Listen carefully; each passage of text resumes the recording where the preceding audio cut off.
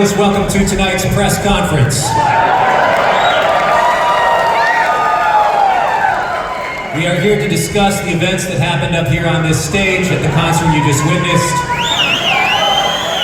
I am here to take full accountability for every subdivision, 16th note, and tritone substitution that happened up here.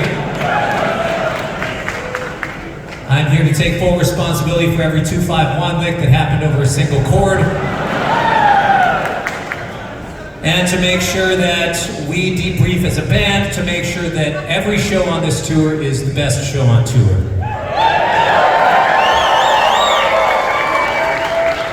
I know there's several members of the press here this evening. Nugs, Neck, good to see you. Relics, good to see you. Thank you for being here. We'll get to your questions in a little bit. First, I want to just kind of debrief through some of the set list and might answer a handful of your questions before we get there. But we will get there, I promise you. We started the evening off with an opening tune, something that was written specifically for this tour. Nice high energy opener here. Felt pretty good. How about you guys? Yeah. Try to do things, calling out numbers, you know. We call out numbers and then we didn't mess it up tonight. We got the right number of things. Kenny hit a couple high notes there. Really got the energy pumping. Came out swinging a handful of fast tunes up top. I'm not gonna lie, the Celsius was doing double time. Assassin was nice. Alex got a nice big jump off the bass amp there. That was pretty good. That was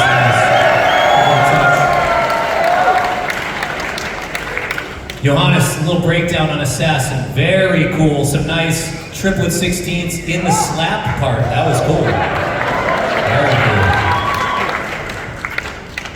We had 3 different Steely Dan teasers this evening.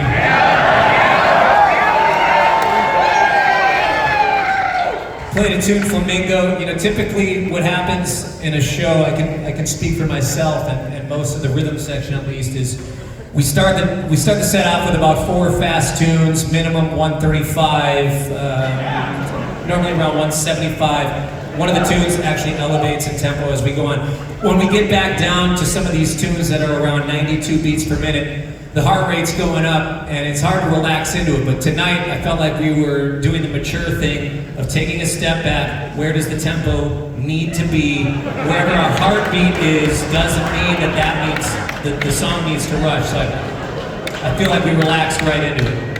Yeah, that was nice. Alexander 23 came out and absolutely burned it. Come on.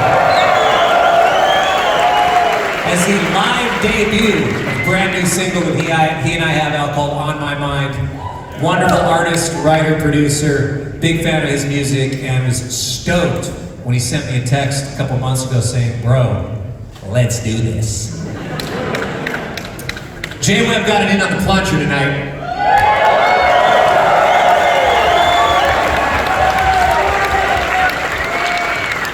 Always good to see Home Depot on the rider backstage. You gotta put it to use. Gotta put it to use. We got the band Night Talks in the house coming out to sing thanks. All right, come on. Night Talks. That's actually the guitar player and other singer of Night Talks as well. Just happens to be holding the camera right now. Jacob Butler. Yeah, there we go. He's shy when he's behind the camera. I don't get it. Monica came out and absolutely murdered it. Come on.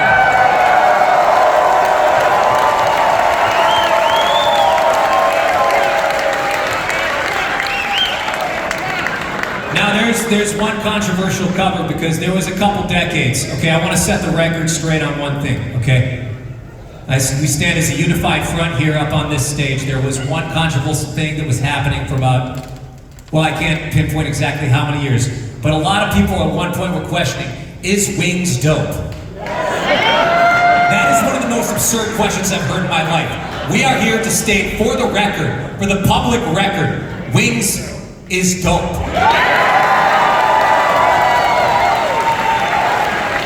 Okay?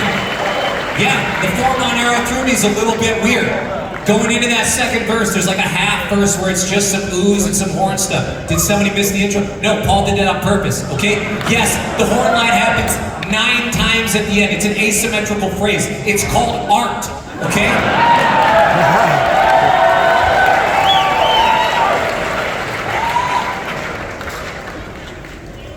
Now, typically, if you're familiar with our music, you'll, of course, know that the song Meditation is in the key of E.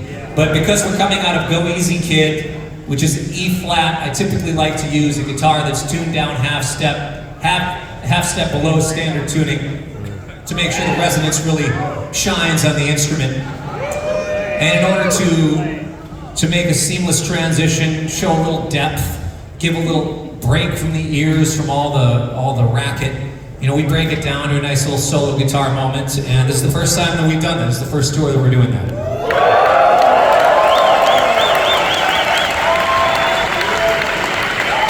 I have fingernails. People ask, why do you have nails? It's because I pick with them. My thumbnail decided to break just before the song started. So, if you weren't hearing quite as much transient attack on strings 4, 5, and 6, that's on me. Okay, I'm going to take full ownership of that one. Okay, if the transient was feeling a little bit round for your taste, it wasn't you, it was me. Okay? Now, before we get to some questions from the press, there's actually a couple that came in through management in the email. A couple housekeeping things for the team. Great night for a door deal, huh, Ethan? You guys sold this place out tonight. Thank you.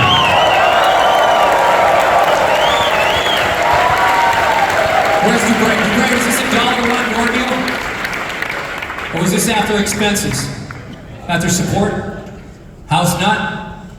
Okay, this is good. It's a great night for a door deal. I'm feeling good to be here tonight. There's a couple questions that came in, some quick ones. Who would win in a fight in the band? Absolutely Kenny Holman. If Monica was not in the band, sorry, Monica. Yeah, sure.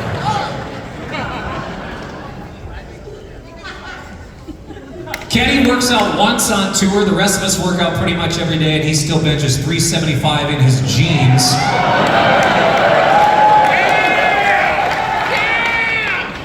Another question I want to address, because this is another one that we've seen on some of the Reddit threads. Okay, excuse me if I get a little bit heated here.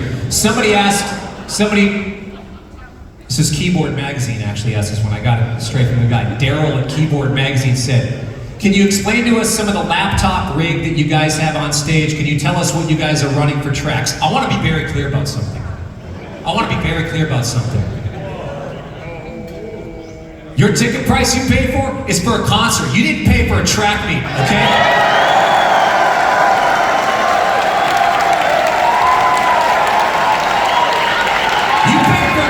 This evening.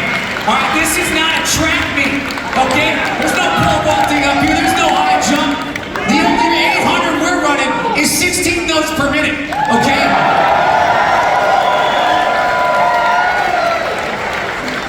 The only high jump is Alex coming off the bass amp right before his solo on Assassin, alright? We're not running tracks up here, okay? The laptop's just to give us a little bit of the grid so we can play a little bumper pulling so the tempos are, sorry.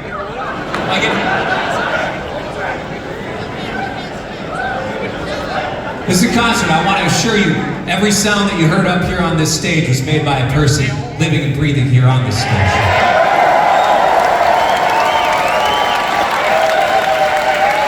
Okay, excuse me. We're gonna put the laptop questions away. I know there's several members of the press here this evening. We're gonna get 2 ground rules. Management's here. They're keeping an eye on me because it's Los Angeles and there's a lot of rules here. And there's also a handful of other things that happened on the last tour. 2 ground rules, it's okay, just some housekeeping again. Number 1, you cannot come up on stage. Don't ask me to come up on stage. It's not me, okay? It's just, last tour somebody said, hey, I play guitar. Can I come up on stage and play guitar? I said, sure, yeah, come up on stage and play guitar. The guy play guitar? Pretty good player. Some other guy, some kid said, hey, I play bass, can I come up and play? I said, can you play an F sharp? He's like, yeah, I can play an F sharp. He came up and ripped it. My insurance adjuster emailed me and he said, got wind of this little thing that you're doing with inviting people on stage. If you do it one more time, I'm gonna double your premiums.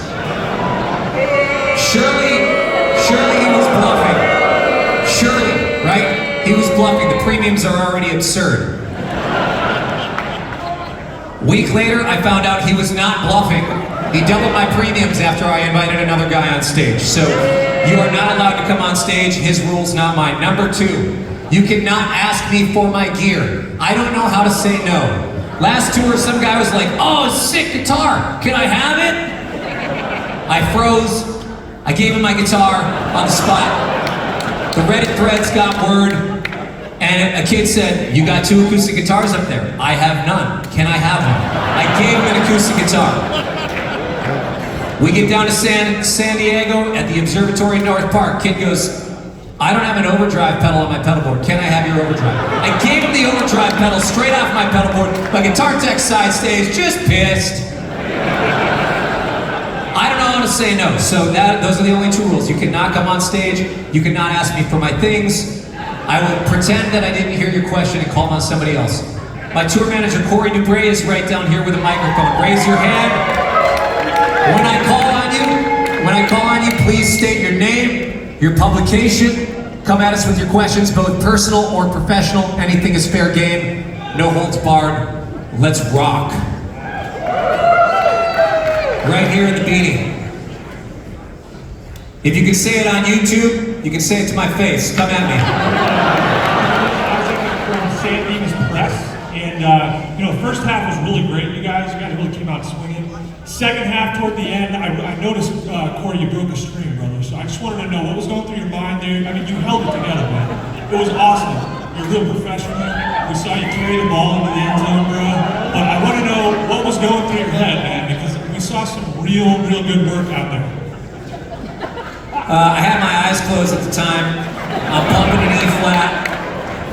I'm looking over a guitar thinking we're about to cue the into the key change, and I'm just sitting on an E flat and I hear it going flatter, and I'm realizing I don't know what's going on, and then I look down and my string broke. I was like, "Oh, thank God it's an A string. I don't need that one." I could do the whole gig without that guy. And the only thing that bothered me is that it was kind of stuck underneath one of the other strings, so I tried to rip it, and then it was just kind of hanging. I couldn't rip it far enough, so I just ripped it off. It's fine. I was a little flat at the end. Excuse, I wasn't going to bring that up, but thank you for it. Next question? Yes, right down here with the glasses, leather jacket, dyed hair in the front. Nice. This is Ben Gressel from Vogue. I would like to know where can the public purchase these sick jackets you got on?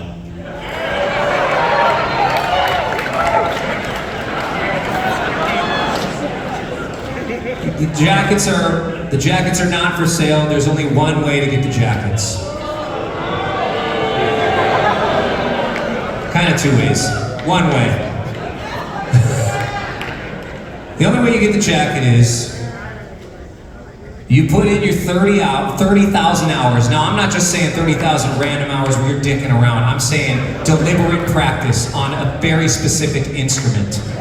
What you do is you do that many hours on your instrument. Let's just say for a second that it's the trombone. And you practice the trombone for a long time, and you decide, wow, I really want one of those jackets. I'm going to learn all of Cory's songs. I'm going to transcribe all the horn parts from every one of his records. I'm going to transcribe all the solos. I'm going to post them online. I'm going to virtually harass this entire band, especially Michael Nelson, who's the horn section leader and trombone player. And I'm going to say, anytime you need a sub, just call me. Anytime you need a sub, just call me. And you're going to hound him so bad that eventually he's going to get sick someday, or he's not going to be able to make it to a festival. He's like, I don't know, I gotta get this guy off my back. Yeah, here's the charts, you can sub for me. Cory, trust me, the guy's good. He posted all the transcriptions online, he knows the parts, he's fine. Eventually, I hire you to play at a festival with us. You get the wardrobe because you're playing with us in the festival, and that's the only way to get it.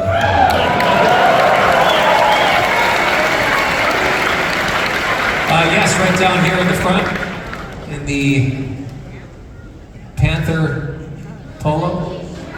It's for the Year of the Dragon. We're doing a little bit of celebration. Yeah. Alex Martinez with Horny magazine. Michael Nelson, we had some wonderful circular breathing tonight on stage. It was, You sure did. Just You sure did. a competition between between everybody in the Hornheads, who do you think would be able to outlast yourself in some circular breathing? The answer was when somebody can do something better is always Kenny when it's in the Hornets. So, there it is. Probably Kenny. Fair enough. Yes, right here. I'm a freelance journalist. I have a question for Peter. Hold on, what's your name though? We need some I am accountability. Katya. I'm Katya? Katya, yes. Freelance? Okay. Excuse me? Yes, go on. Okay, I have a question for Peter, the drummer. Yep. How do you stay so stoked while on tour? Good evening, Los Angeles. Great question. Easy answer. I'm on tour with my best friends.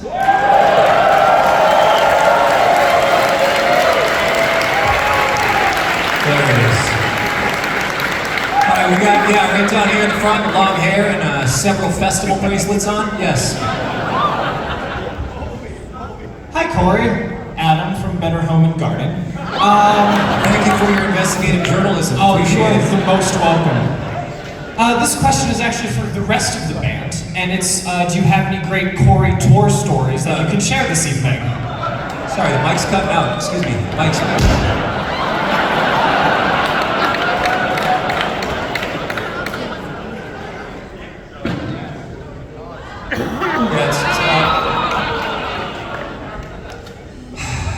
I'll let one person answer this. It can't be Qatar. Nega?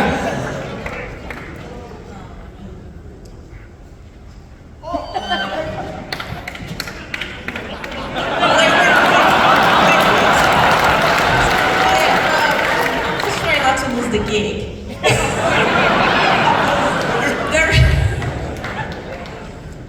There is no wild stories. Cory is very serious, professional.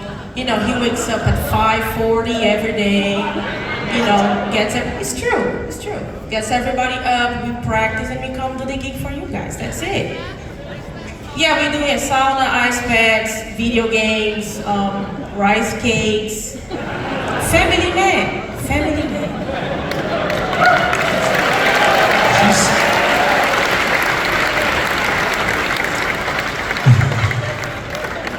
Let's take another question. Yeah, you're gonna have to come up towards the front here, yes. This last question right here. Ooh, in the gray and black is that camouflage? Is that camouflage? Yeah, city camo. Hey, my name's Tyler. I have a question for you, Cory. Cory, you have seemingly accomplished more in the last 4 years than I think a lot of us could hope to in our entire lifetimes. Serious question. I'm curious how you've gone about building your team and how kind of emotionally you've been able to release control in certain things and trust others to fulfill your vision. That's a fantastic question. So, one of the things about anybody who has run a business from the beginning would understand and know is that when you grow and you learn to do all of the parts of the business, you learn to do all of the parts of the creative, and at some point, it just gets to maybe a little bit of a standstill in certain situations, and there comes a certain point where you have to face your own ego and say, this is about as good as I can do like this, and I need to bring people along who can help further me in my career. And very first off, it was with many of my friends from college and bandmates that we've known each other for several years. I put a lot of trust into them because I know that they have the music and the best interest in musicality and bringing excellence to this project. Specifically, Michael Nelson has put in a lot of work with the horn arrangements and really helping bring the vision to life. And he and I collaborated a lot together on how the rhythm section and horn section work together. And then with my management team and my booking team, a lot of it was releasing a lot of control on how or why to do certain things and how to make certain moves, and just trust that they really did have my best interest and they really do genuinely want this to succeed, not necessarily just out of any monetary reasoning alone, but more so driven by the passion of the creativity and for all of us trying to express our art in a way that really feels meaningful. So, a big part of it is just finding people that I know that I can trust and that really can understand the vision as well and help me also cast the vision even further than I could myself. So, thanks for your question.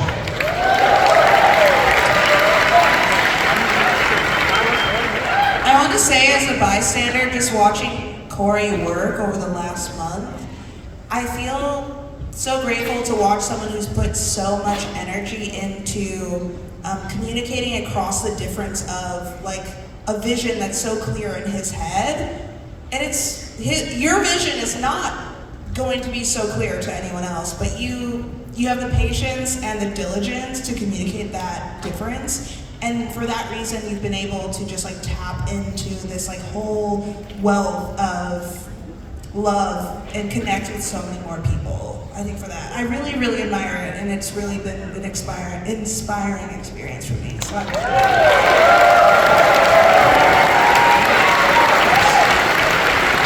Thank you. Hey, can we play, it's the weekend, can we do 2 more songs for you? I'm gonna need my other guitar. Give me the master build, the one with the white binding.